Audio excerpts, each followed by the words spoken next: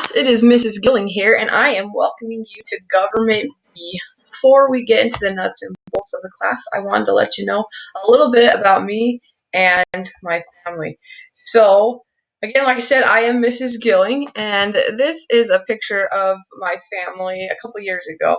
So this is my husband, Ethan. He grew up in Colorado, and he grew up farming, and for a few years here, he was an onion farmer out in Idaho and Oregon area, and now he is an estimator for a restoration company. So he goes in and helps people fix their houses when they have floods or fires or damages like that.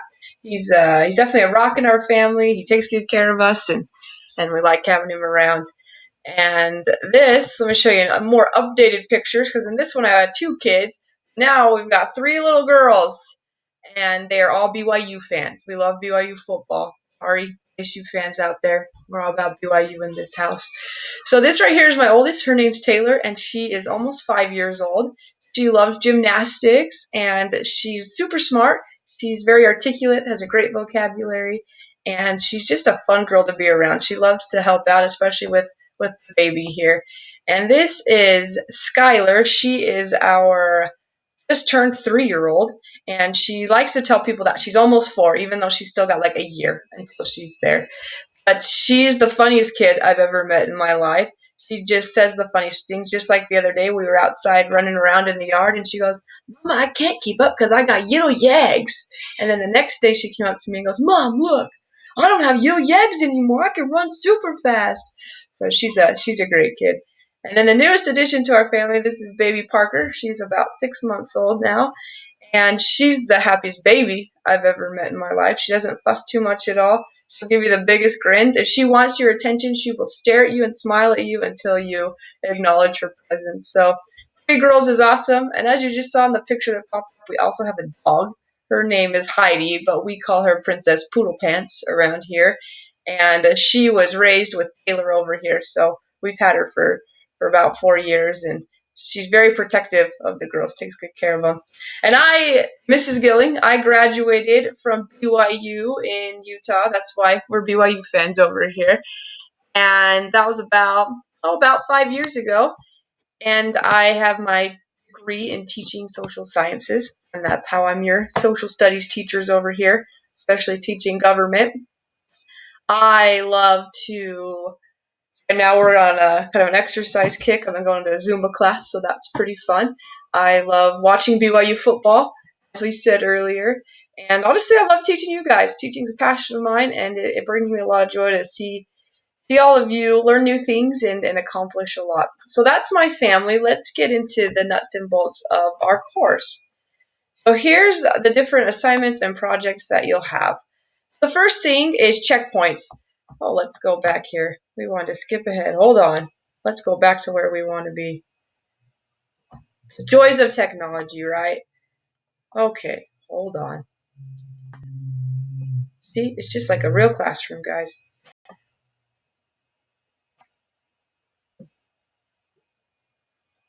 All right, so checkpoints. These are worth 15% of your grade, and they're found at the end of most lessons. They help you review what you studied and to make sure that you're comprehending it.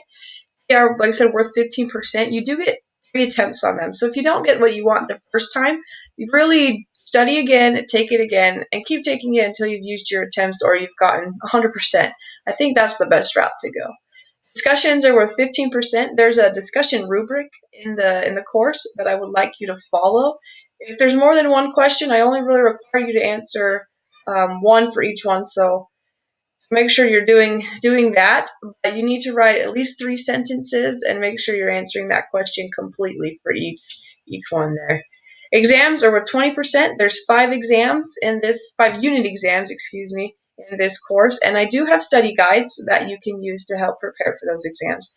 They're not required, but I do encourage you to fill them out because you will be much more successful on those exams if you do. The final exam at the end of the last unit. The last unit is all review, Unit 6, and it is worth 10%. It is cumulative over everything you've studied. That one, too, will have a study guide. So please, please, please, before you take that, make sure that you're doing your review.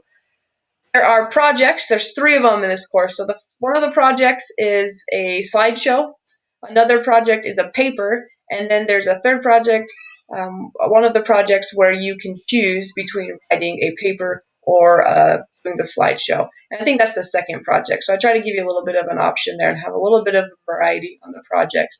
And I'll talk about one of your projects here in a little bit. Workbooks are worth, oh, if I didn't say, the projects are worth 20% of your grade, and you do get multiple attempts on those.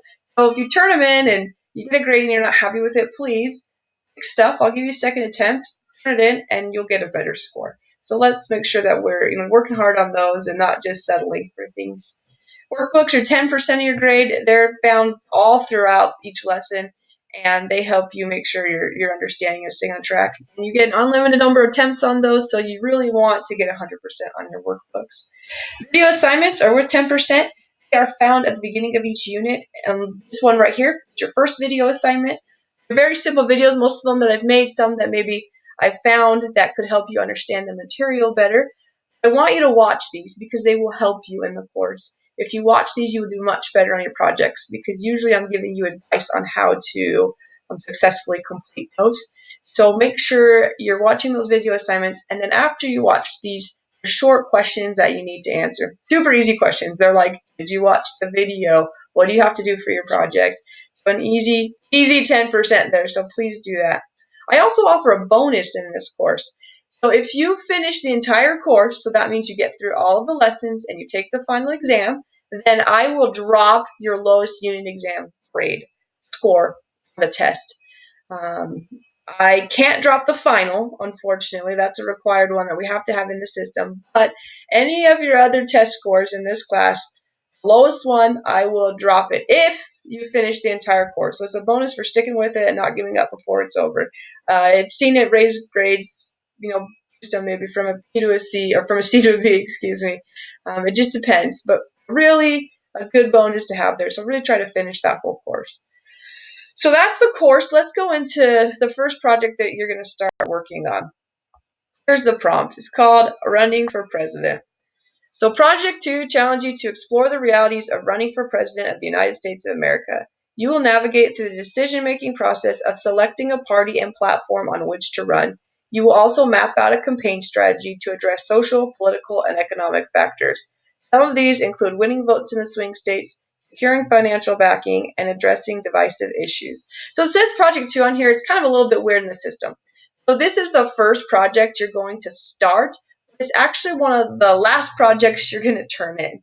So you will be working on this project throughout the entire course. It's a slideshow that you're going to complete that talks about what it would be like if you were running for President of the United States of America. Here's some specific requirements for you. So first of all, you need to have a candidacy slide.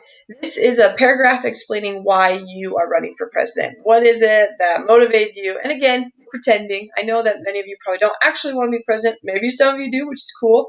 But make believe. What if you run for president? Why would you want to be the president? Then do a paragraph on your platform. I want you to make a list of pledges and planned offers to voters. So what are you going to give the voter? Why should they vote for you, essentially? If you've ever run for a class office at a different school, maybe you've said things like, I'll have more vending machines, or we'll have less homework. What are you going to promise to the citizens of the United States of America? We'll have another paragraph on the contributions. This one seems to be a little bit hard for students sometimes to understand. What you're doing is making a list of corporations and individuals you would approach to fund your campaign. Running for president costs a lot of money. It's not a cheap thing to do. So you need people to support you in that endeavor and fund your campaign. You are going to want to think about people or groups that have the same viewpoint as you that would benefit from you being president. So if you're going to lower taxes on businesses, you might approach businesses that have a lot of taxes and want those lowered and say, hey, if I'm elected, it might work out for you. Maybe you should fund my campaign. If you want to have stricter laws on drugs, you might want to go to a corporation that doesn't like drugs. I mean, you really want to think about your campaign and the people that are going to support you. You want to make a list of those corporations, and then next to each one, explain why you're going to that corporation to fund your campaign or individual. Next, section 4. My little face keeps getting in the way. You'll have a strategy section. So you're going to create a battle plan for winning key states in the presidential election. Explain how you would sway the voters' opinions in these states. How would you address major divisive issues? So select 3 to 5 major issues such as welfare, the economy, and so on you would address in your campaign speeches and debate. Besides each of these issues, explain your stance and what you would do regarding the issue if elected president. So honestly, every state matters when you're running for president, and you want to go after those states that are kind of on the tinkering bell, the ones that are like, oh, we could vote for this president, but maybe we're gonna vote for this president. We're not sure.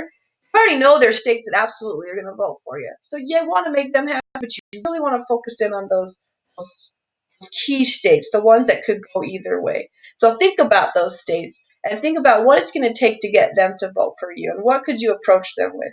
Think of 3 to 5 issues that you could approach them with and say, listen, vote for me because I'm going to work on this, this, and this, and that's going to help you. So maybe you're going to work on raising the economy in their state, or maybe you're going to lower taxes or help lower taxes in their state, whatever that stance is. But think about how you're going to win over those key battle states. The next slide is your campaign slide. You're going to create a campaign poster. So you've probably seen those, with Donald Trump. He would have his posters. And what was his slogan? Make America Great Again. And you're going to want to have your own slogan. Please don't make America great again. Don't steal his slogan. Make your own. Think of your campaign. Think of a slogan that's going to be catchy and it's going to help people remember you. You're also going to want to have probably your name on your campaign poster and a picture. Make these entertaining, intriguing. Make them be something that will really make someone want to vote for you and understand what your stance is. Section 7 is your vice president and your cabinet members. So you're going to choose somebody to be your vice president, your secretary of state, secretary of defense, and secretary of the treasury. Next to each one, I want you to explain why you picked those people to be on your team. Section 8 is the first 100 days slideshow or slide. You want to make a list of goals and objectives that you are going to accomplish in your first 100 days in office. So think about what's most important for you and what are you going to just jump right in with and accomplish when you're elected president. Section 9, that slide is a slide just explaining how you felt about the project. So what did you struggle with on this project? What did you like about this project? It kind of gives you some reflection. It also helps me understand what we can do to revamp this project in the future. Section 10, you need to cite your sources in MLA format. So a lot of times people go, I don't need to research anything. Honestly, for this assignment, you do. There's a lot of things you want to research. You want to research about those battle states. You're going to want to research issues that are out there today. So you need to use at least 3 sources. So look up at least 3 things and include that in your slideshow and make sure to have that in MLA format. If you need help doing that, let me know. I can help you out. Here's some additional requirements that you need here.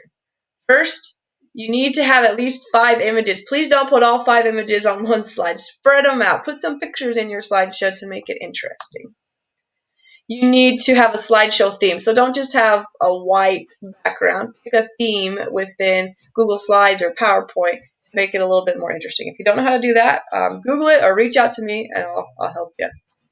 And then double check for spelling and grammar and make sure that you have all of that taken care of. Other than that, that's your first project, which isn't really your first project because you're turning it in later on, but this is the first one you're going to start working on. If you have any questions at all about this project or about anything I discussed earlier about our course, please reach out to me. I'm pretty easy to get a hold of. You can give me a call, you can send me a text, you can send me an email, Telegraph, maybe not Telegraph, I don't know who would get that message to me. But Google Hangouts, you can come to my live office. I do have my live office on Tuesdays from 11 to 12. I'm right on my computer waiting for students to come talk to me. So feel free to reach out to me there. Other than that, good luck in this course. I'm excited to work with you, and I will be talking with you soon. Have a great week, guys.